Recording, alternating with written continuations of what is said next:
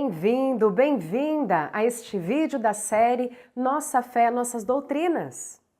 E esse é o terceiro vídeo sobre o Espírito Santo, o tão esperado vídeo. Sabe por quê? Porque ele vai falar de várias ações tão especiais que o Espírito Santo pode fazer na sua vida e na minha vida. Vamos conhecer? As primeiras ações que quero destacar agora é que o Espírito Santo nos justifica e nos santifica.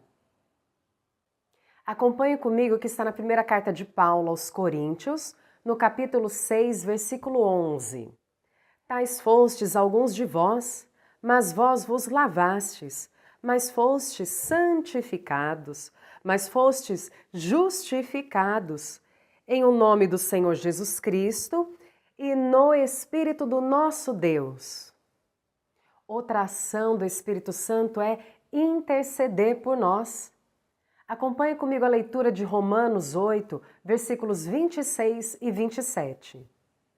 Também o Espírito, semelhantemente, nos assiste em nossa fraqueza, porque não sabemos orar como convém, mas o mesmo Espírito intercede por nós sobremaneira, com gemidos inexprimíveis.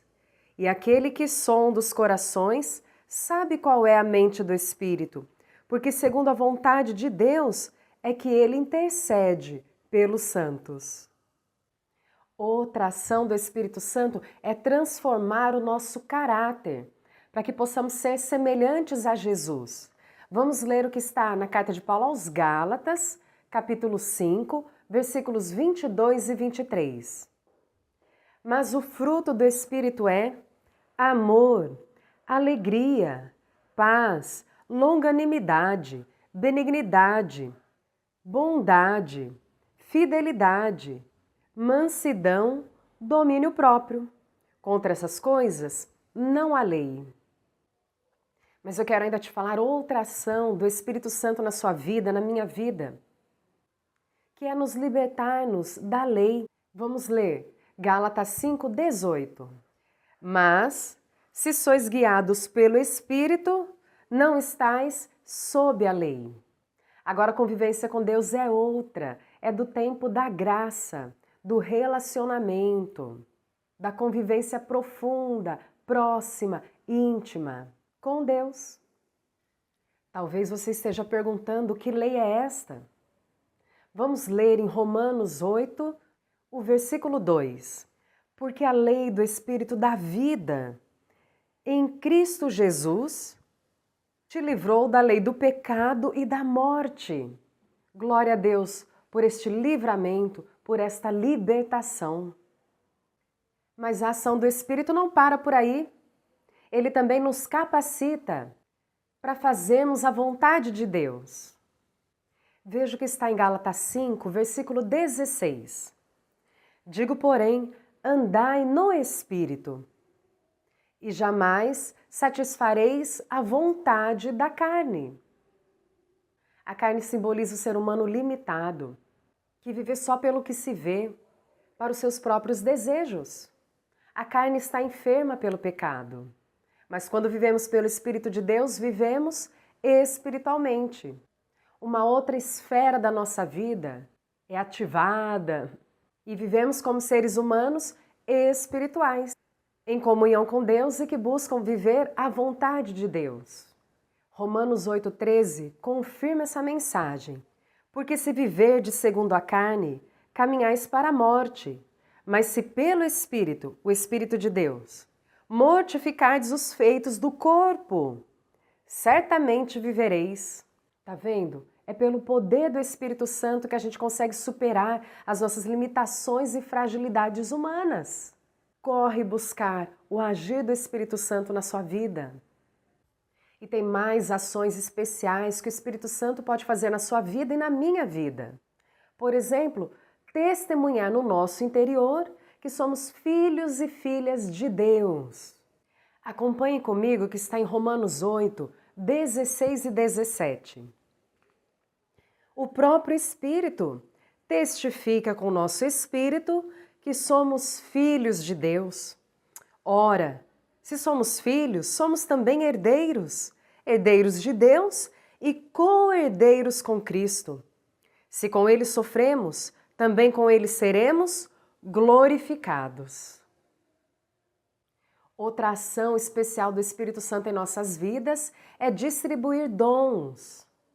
Vejamos em 1 Coríntios 12.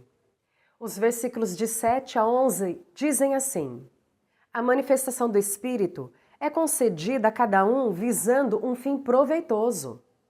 Porque a um é dada mediante o Espírito a palavra de sabedoria, a outro, segundo o mesmo Espírito, a palavra do conhecimento, a outro, no mesmo Espírito, a fé, e a outro, no mesmo Espírito, dons de curar, a outro, operações de milagres, a outro, profecia, a outro, discernimento de espíritos, a um, variedade de línguas e a outro, capacidade para interpretá-las. Mas um só e o mesmo Espírito realizam todas essas coisas, distribuindo-as, como lhe apraz, a cada um, individualmente. Mas o Espírito Santo também nos unge para a missão, nos autoriza, nos investe de autoridade para realizar a missão.